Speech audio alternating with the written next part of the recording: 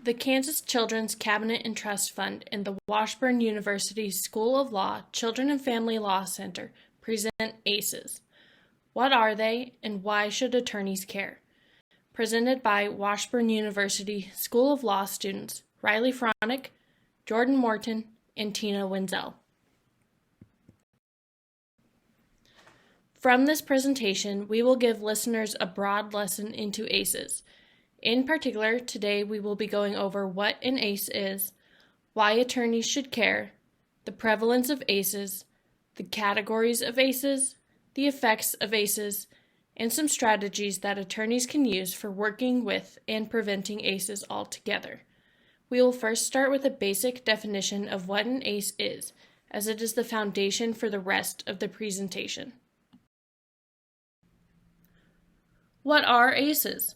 We have said ACE multiple times now, but we have never explained what it is. ACE is an acronym that stands for Adverse Childhood Experience.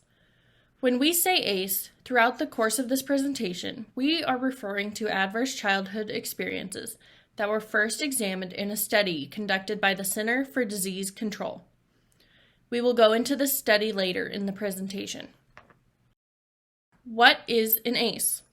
The Center for Disease Control defines an adverse childhood experience as a potentially traumatic event occurring during childhood and includes anything within a child's environment that can undermine their safety, stability, or ability to bond with others. The period of childhood is between the ages of birth and 18 years. Over the years, research has developed different categories of ACEs that are linked with specific negative outcomes later in life that will be discussed more in depth throughout this presentation.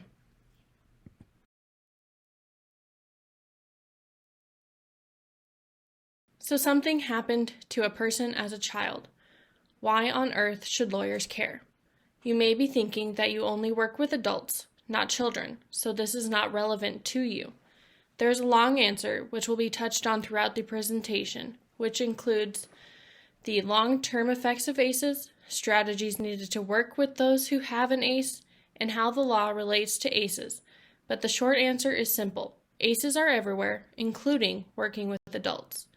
Understanding what your clients have experienced and how those experiences are impacting them now can help you truly advocate for their best interests. ACEs are everywhere. Nearly 2/3 of people have experienced at least one ACE during their childhood. This means that a large number of your clients will have experienced at least one ACE. ACEs have effects that we will discuss later on in the presentation. Although ACEs are very prevalent in family law and guardian ad litem work, that is not the only field of law that should be aware of ACEs and their effects. It is important that criminal law attorneys, estate planning attorneys, and other types of attorneys have at least a basic understanding of ACEs. In particular, this information could be very important for attorneys who are opening up their own general practice firms and will be working with a wide variety of clients, both adults and children. Attorneys can use even a basic knowledge base in various areas of law to help best advocate for their clients' needs. For example, as will be later discussed in more detail, experiencing an ACE can lead to an increased risk of behaviors like substance abuse. Attorneys can use this knowledge to advocate for their client to receive the treatment that they may need based on their unique experience, rather than a one-size-fits-all solution. This knowledge of where the client is coming from can help attorneys take that experience, whether they were a child or not, and start where the client is to create an alliance. In family law, this could be advocating for a client to get treatment as part of a safety plan, rather than automatically removing the child, if it is still safe for the child to remain in the home. In criminal law, this could be the prosecutors and defense counsel working together during plea bargaining to come up with a plea that meets the needs of both sides. Without this knowledge, attorneys could be missing a critical piece of the puzzle that can be the solution to their client's problem, instead of perpetuating it by coming up with solutions that don't address the root causes and sources of the problem in the first place. Just how prevalent are ACEs? We have mentioned now that ACEs are everywhere, but what exactly does that mean? First, let's start with a study done by the Center for Disease Control and Kaiser on ACEs. In this study, they learned that almost 2/3 of people, or 63.9%, who participated in the study reported having experienced at least one ACE during their childhood. 22% reported having experienced 3 or more ACEs during their childhood. Based on the demographic information that was assessed, the study found that certain populations seemed to be more vulnerable to experiencing ACEs due to socioeconomic conditions. This study found other interesting findings that will be addressed later.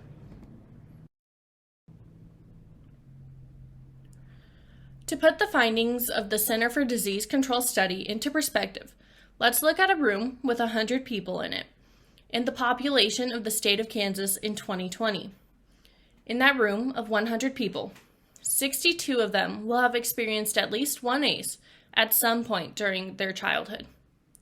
In that room, 22 of those people will have experienced 3 or more ACEs at some point in their childhood. That means that out of the 2,937,880 Kansans in 2020, 1,821,485.6 Kansans would have experienced one ACE, and 646,333.6 Kansans would have experienced 3 or more ACEs during their childhood. Still think knowing about ACEs is only important to those who work with kids. Categories of ACEs: the original study and the new study.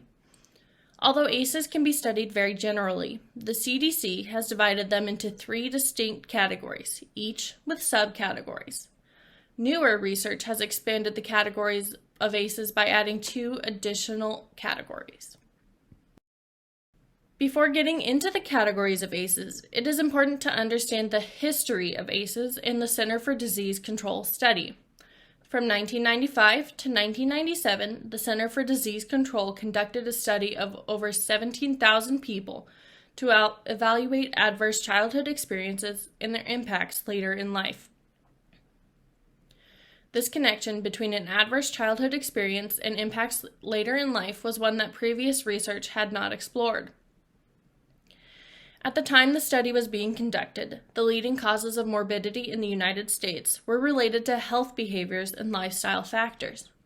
As such, this study was an exploration that researchers hoped would demonstrate the connection between certain life events and mortality later in life. Previous research had explored the long-term effects of childhood abuse, but that research typically only looked at single types of abuse, without considering the impacts of multiple types of abuse or other conditions. Conditions such as drug abuse, spousal violence, and criminal activity that may occur simultaneously with other forms of abuse that children experience. This study caused changes in a variety of fields, including the medical field and the law. By demonstrating just how prevalent ACEs were statistically, this study taught many fields more information on what ACEs were and how they could affect the body. As a result, this information has changed how even attorneys work with clients and can use this information to make sure that they are advocating for their best interests in a certain situation. Categories of ACEs. Historically, there were 10 commonly recognized ACEs. Following the study by the Center for Disease Control, these ACEs were divided into 3 separate categories: abuse, neglect, and household dysfunction.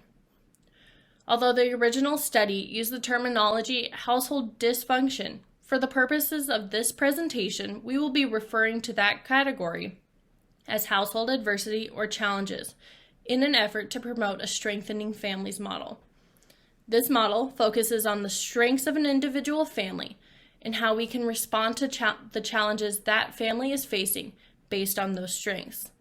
In a way, this is similar to using a strength-based perspective in social work.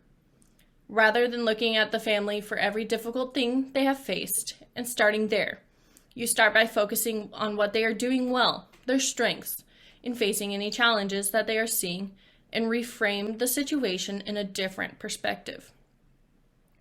It is important to do this because it is more empowering. For instance, in a situation where a family is unable to afford certain things, one could look at them and say that they are poor. But instead, you could also look at them and see that they are resourceful and continue to work from there using their resourcefulness as a jumping point. The Abuse ACEs category. This category of ACEs is further divided into 3 subcategories: physical, emotional, and sexual. Physical abuse was defined as a parent, step-parent, or adult living in the home having pushed, grabbed, slapped, threw something at, or hit the child so hard he or she was injured. Emotional abuse was defined as a parent, step-parent, or adult living in the home that swore at, insulted, put down, or acted in a way that caused fear that a person would be physically hurt. Sexual abuse was defined as an adult, relative, family friend, or stranger who was at least 5 years older than the child, and that person touched or fondled the child's body in a sexual way, made the child touch his or her body in a sexual way, or attempted to have any kind of sexual intercourse with the child. The Neglect ACEs category. This category of ACEs, like the abuse category, also has subcategories: physical and emotional. A child was considered to have been physically neglected if there was not someone to take care of, protect, or take the child to the doctor. There was not enough food to eat, the caregiver was too drunk or too high to care for the child, or the child had to wear dirty clothes. A child was considered to have been emotionally neglected if there was not someone in the family that helped the child or made the child feel important, special, or loved. Family members did not look out for each other or have a close relationship, and the family was not a source of strength and support. It is important to note that issues related to poverty, including food insecurity, are attributed to physical neglect. It is imperative, especially as an attorney, to differentiate between these two issues. Kansas law, like most states, provides that financial hardship by itself is not a basis to remove the child from his or her home. While poverty can be an ACE, we can reduce that risk by connecting families to resources that they need. Household adversity or challenges ACEs. This category has 5 subcategories: severe unmanaged mental illness, incarcerated relative, mother treated violently, substance abuse, and divorce. Mental illness in the home was defined as a household member being depressed, mentally ill, or having attempted suicide. Incarcerated relative is defined as a household member going to prison. Mother treated violently was defined as the child's mother or stepmother being pushed, grabbed, slapped, kicked, bitten, hit, or having things thrown at her repeatedly for more than a few minutes, or being threatened or hurt by a weapon when the father was the perpetrator. Substance abuse in the household was defined as a household member being a problem drinker or alcoholic, or using street drugs. Divorce was defined as the separation of parents from a single household. While these issues are all linked with negative outcomes later in life, the severity of each event differs. For example, research has indicated that the long-term effects of sexual abuse tend to be more traumatic than those experienced by children with divorced parents. The new categories of ACEs. Since the initial ACEs study was conducted, research has focused on additional experiences that create similar effects to the ACEs we have just discussed. These new ACEs fall into 2 additional categories: community and environmental. Examples of these new categories include racism, bullying, and community violence. Researchers have begun considering these experiences to be ACEs because they create similar longer-term outcomes, including biological changes, like the original 10 aces do. Another extremely important thing to keep in mind is that community and environmental aces tend to exist along socioeconomic and racial disparities that exist in our society. That is, racial minorities and those living below the poverty line are more likely to experience aces. Now that we have an understanding of what ACEs are, we are going to look at the connection between the different types of stress and adverse childhood experiences. An easy way to think about this connection is to think about a rope that is fraying. Prolonged stress over time will cause it to eventually break, but if you can reinforce the rope along the lines, you might be able to save it. We are exposed to stress every day in all aspects of our lives. The stress that we experience can be divided into 3 distinct categories: positive stress, tolerable stress, and toxic stress. A certain amount of stress is healthy, as it is the body's way of responding to temporary challenges that we face each day. In routine situations, our stress response activates and will return to a normal baseline. Some stressors are more intense or last for longer periods of time. These stressors are usually tolerable when there are supports in place to help us cope. However, if we do not have a support system and we are frequently exposed to certain stressors, it can have a negative impact on our bodies and our lives. Over time, if prolonged stress occurs without check, the negative impacts can become more severe and have more lasting consequences.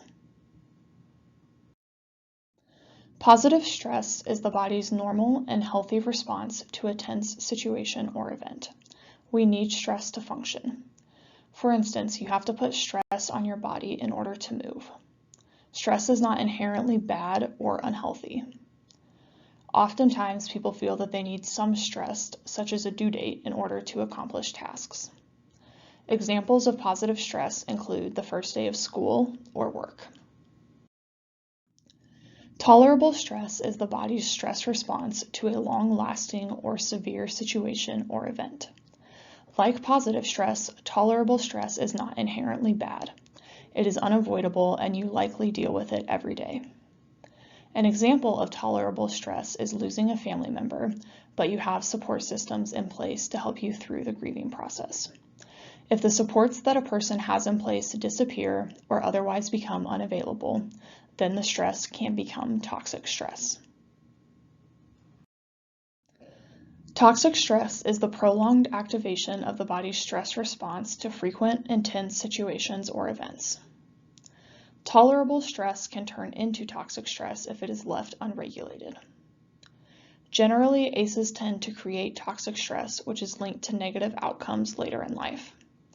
An example of toxic stress is chronic neglect or witnessing domestic violence in the home.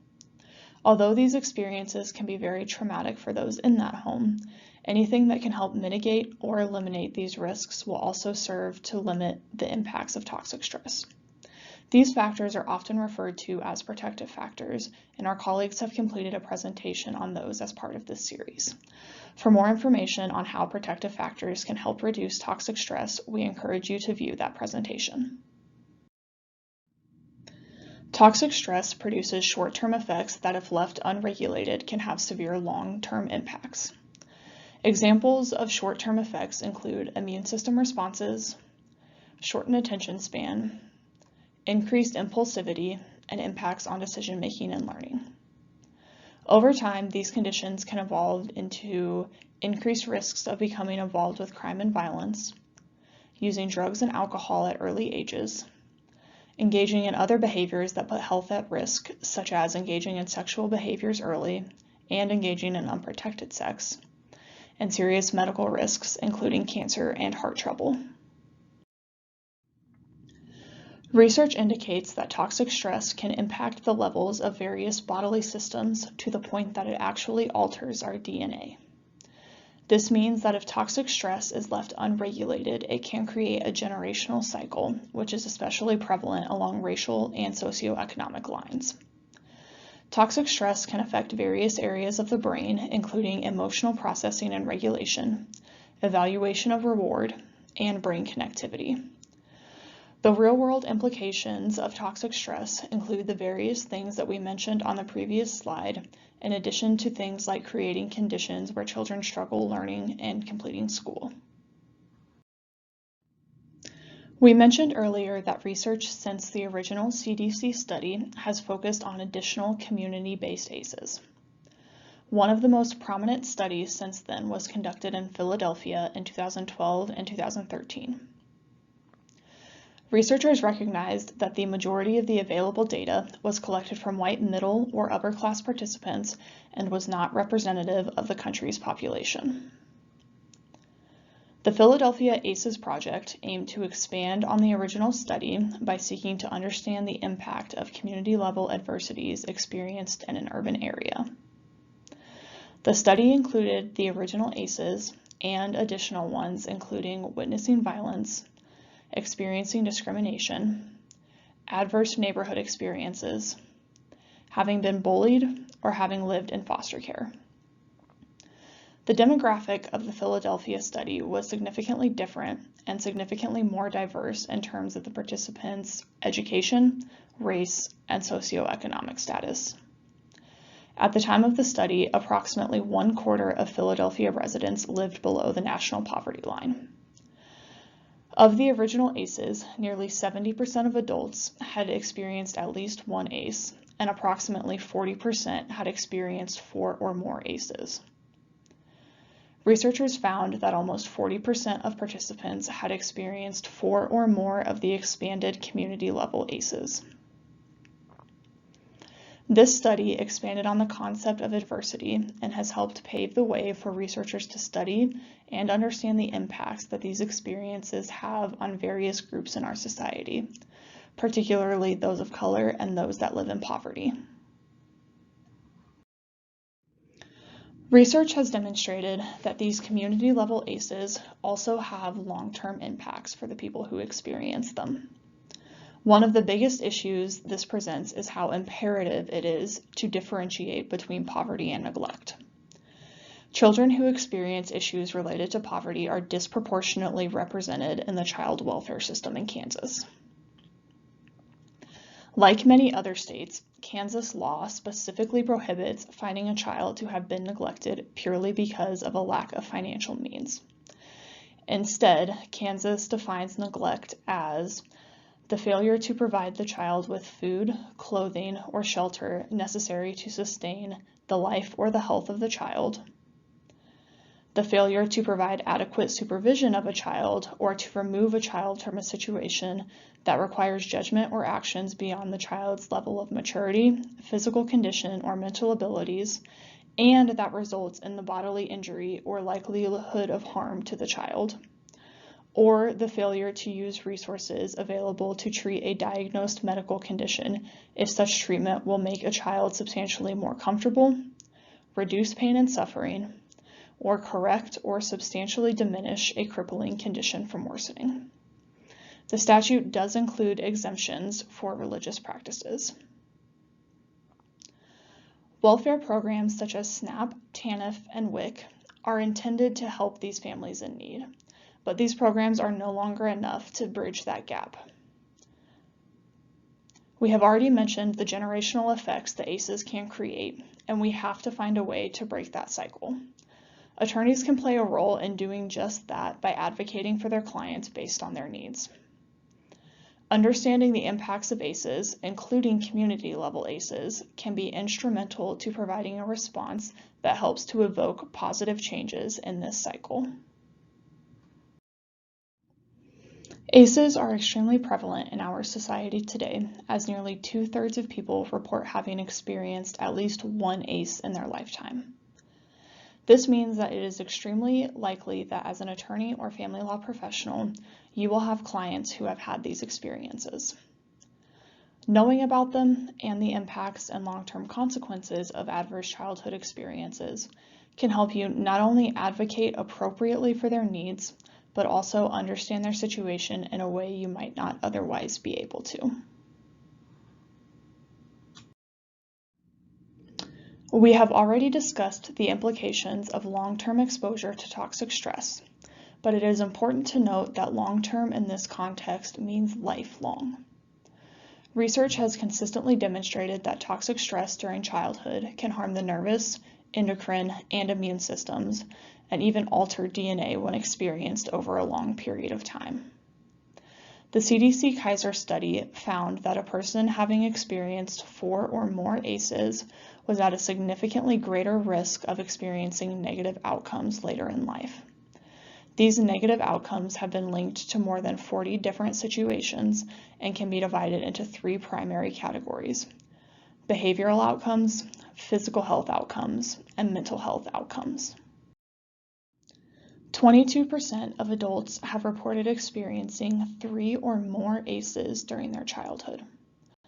Long-term exposure to toxic stress has negative impacts on your health, behaviors, and life achievements.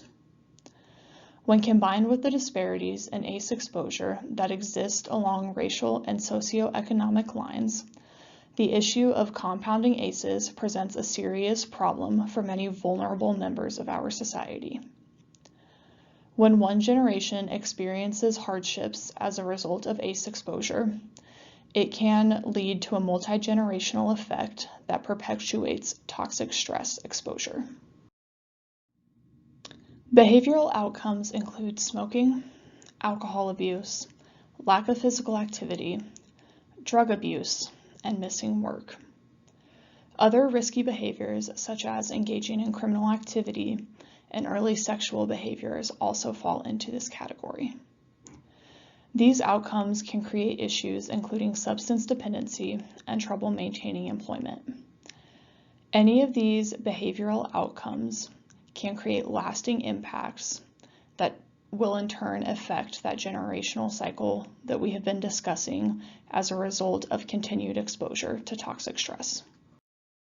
Physical health outcomes include extreme obesity, stroke, diabetes, chronic lung disease, cancer, heart disease, and broken bones. Health impacts can also greatly affect the other people in this person's life. For example, a person may require full-time care after having a stroke, which adds to the financial and emotional strain that that family may already be experiencing. Mental health outcomes include depression and suicide attempts. Finding appropriate support for mental health concerns can be especially challenging due to a lack of resources. For instance, therapy is not widely accessible to people who are uninsured or cannot take off work during the day to go to an appointment. Another barrier in rural areas is the availability or lack thereof of service providers. Understanding that ACEs, even if a person experienced them decades before, can impact the daily lives of individuals is important in addressing negative mental health outcomes. Situational specific ACEs and community ACEs have negative outcomes, and as a family law attorney, you have clients who are dealing with both. Some ACEs are preventable, and effective legal advocacy can help. Understanding what your clients have experienced in the past and how those past experiences are currently impacting them can help you more effectively and compassionately advocate for their interests. Attorneys, and specifically attorneys in family law, should be educated on ACEs because it is likely that they will have clients who have experienced ACEs or have clients whose children are experiencing ACEs. Additionally, attorneys have a lot of power as an advocate to help provide these families with different resources that may be able to help. Each of these strategies are discussed in great detail as a part of this project, but we will provide a brief overview of some of them. Knowledge about ACEs, their long-term impact on both physical and mental health, should serve as a roadmap to guide advocates' decisions, particularly in family law. Understanding the trauma your clients have experienced can help you, as their lawyer, to best advocate for their needs.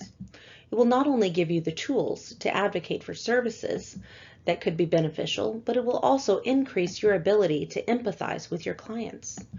Clients who have experienced ACEs as children are also more likely to make choices as adults that increase the likelihood of their own children experiencing ACEs. While representing parents, you may be able to help your clients understand how ACEs affect children, or how the ACEs they may have experienced have impacted the situation they are currently in. Research indicates that ACEs can be prevented.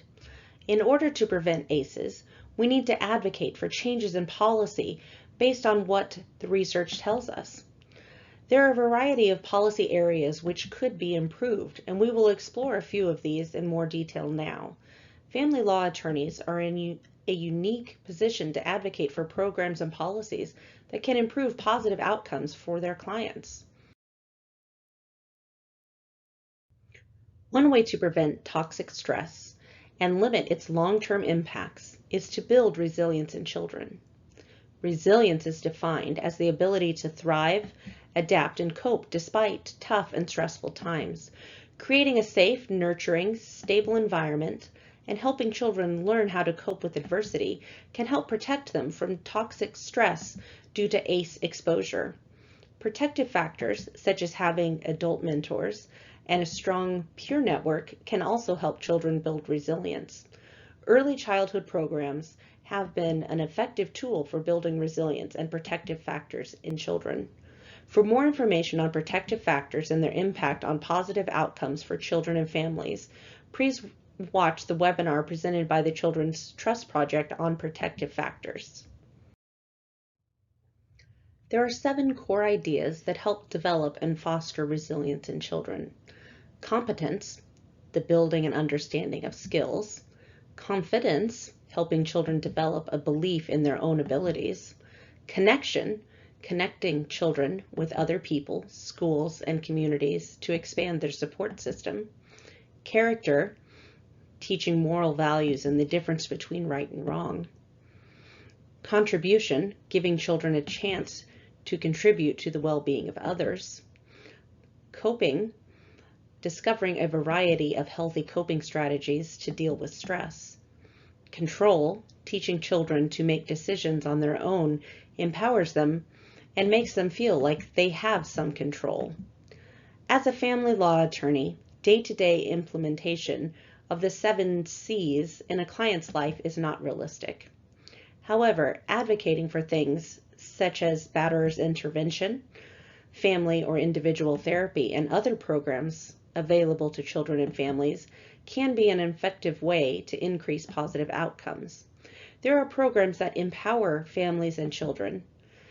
Mentor programs and CASA programs for children in out-of-home placement can build resilience and empower children to have a voice in the legal system. Providing additional community resources and strengthening economic supports to families is one way to prevent ACEs. Family-friendly policies such as paid time off, flex time, and paid maternity and paternity leave can give families necessary flexibility. Having a flexible but consistent work schedule can help families meet their specific needs. Attorneys need to be knowledgeable about the programs available in their areas to be the most effective advocate for their clients. Another area of policy that can help reduce or prevent ACEs is to promote social norms that protect against violence and adversity through things such as bystander intervention, public education campaigns, reducing corporal punishment, and reducing the stigma against seeking help.